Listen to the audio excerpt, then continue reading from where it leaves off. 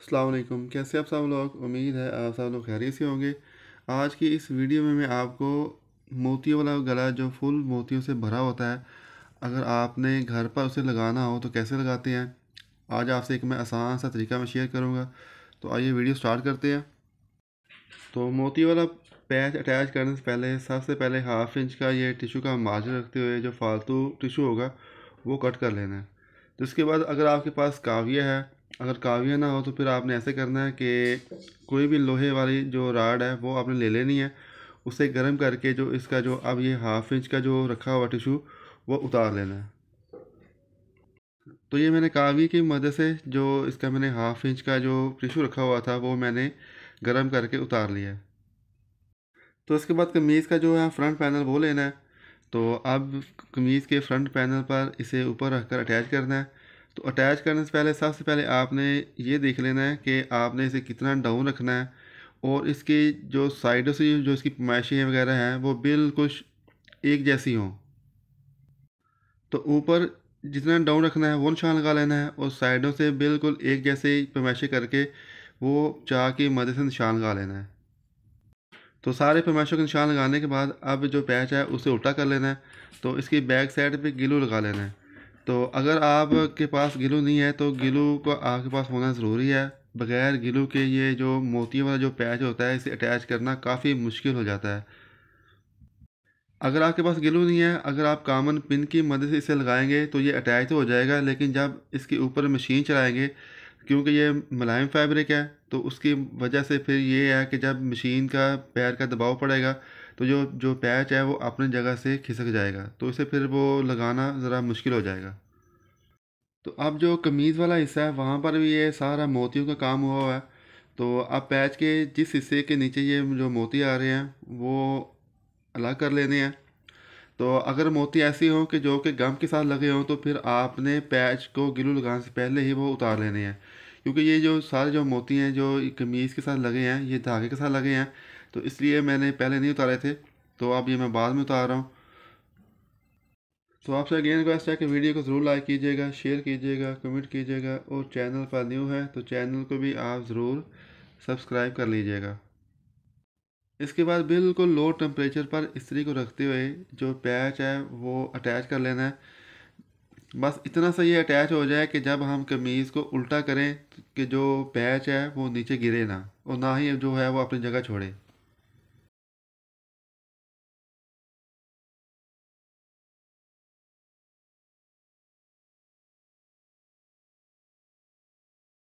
तो फिर जब ये यकीन हो जाए कि जो पैच है वो अटैच हो चुका है तो कमीज़ को उल्टा कर लेना है।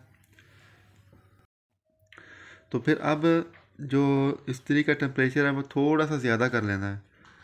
तो अब जब तक ये इस्त्री इस ऊपर लगाते रहना है जब तक ये यकीन हो जाए कि जो ग्लू हमने लगाया है वो खुश्क ना हो जाए। तो जब ये ग्लू खुश्क हो जाए तो फिर जो आयरन है वो लगाना बंद कर देनी है। तो जो पैच है अब ये मुकम्मल तौर पर जुड़ चुका है, तो अब इसे अटैच करना है। तो सबसे पहले ऐसे करना है कि जो मशीन के साथ जो डबल फुट है वो उतार लेना है, तो इसके लिए जो है सिंगल फुट वो इस्तेमाल करना है। डबल फुट आप लगाएंगे तो क्योंकि ये जो पैच है वो मोती से भरा हुआ है, तो डबल फुट वहाँ पे चलेगा नहीं। तो इसके लिए जो सिंगल फुट है वो इस्तेमाल करना है, और जो टांका है वो तकरीबन नॉर्मल से थोड़ा सा बड़ा कर लेना है। और इसके ऊपर जो छोटा टांका है वो भी नहीं चलेगा। तो फिर जो सेम कलर है जो पैच के जो एम्ब्रॉयडरी है सेम उसका धागा लेकर फिर उसके ऊपर जो है वो सिलाई लगाते जाना है।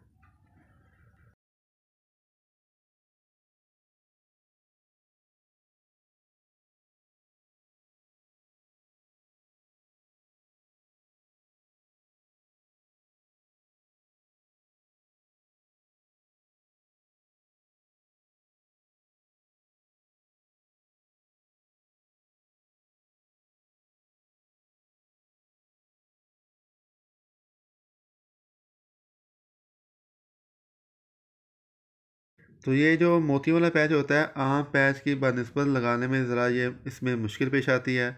तो इस पे ये होता है कि आपने बिल्कुल आराम आराम से सिलाई लगानी है, कहीं भी जल्दबाजी नहीं करनी। जहाँ भी आप जल्दबाजी करेंगे तो जो मशीन है जो सुई है वो वहाँ पे अटक जाएगी। तो फिर वहाँ पे ये होल बनने का या ये जो पैच है वो फटने का अंदेशा रहेगा। तो बिल्कुल आराम आराम से सिलाई लगानी है। जब मशीन को मोड़ना है तो बड़े आराम से इसको मशीन को जो है वो सिलाई को मोड़ते जाना है।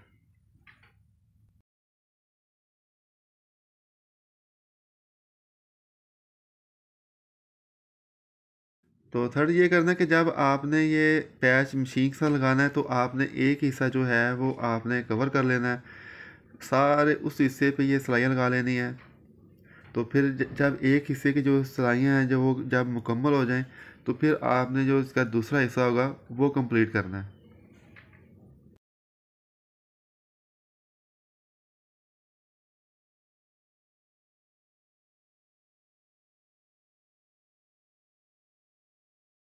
तो कुछ इसके हिस्से ऐसे हैं कि किनारों पर जो है वो मोती लगे हुए हैं, तो वहाँ पर जो है वो मशीन चलाना बिल्कुल नामुमकिन है। तो अगर आपके पैच पर भी कुछ ऐसे हिस्से हों तो वो आपने छोड़ देने हैं, उनके ऊपर जो है सिलाई नहीं लगानी। तो उनके ऊपर सिलाई लगाने का तरीका मैं ये आपसे अभी थोड़ी देर तक मैं शेयर करता हूँ कि उनके ऊपर ये जो है सिलाई या उनको अटैच कैसे करना है।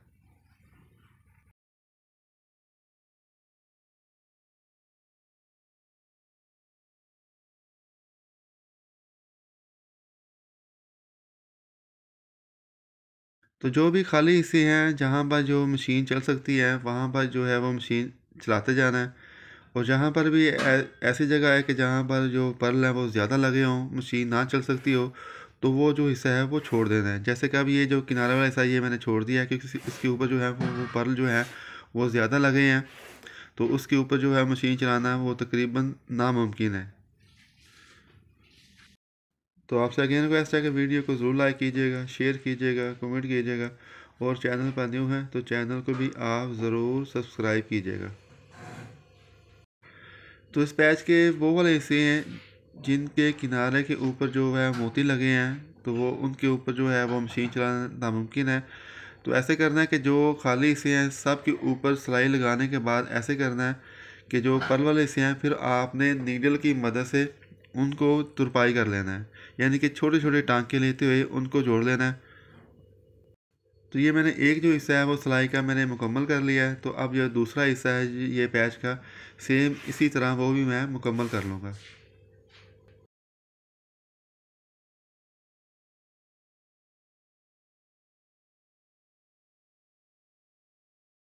तो अब ये जो लिसे हैं ये मैं जो सुई में धागा डालकर हाथ की मदद से ये मैं अटैच कर लूँगा मैं। तो मुझे उम्मीद है आपको ये वाली वीडियो पसंद आएगी।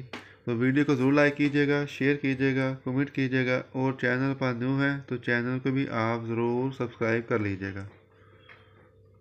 तो मिलते हैं नेक्स्ट वीडियो में, उस वक्त तक अल्लाह हाफिज़।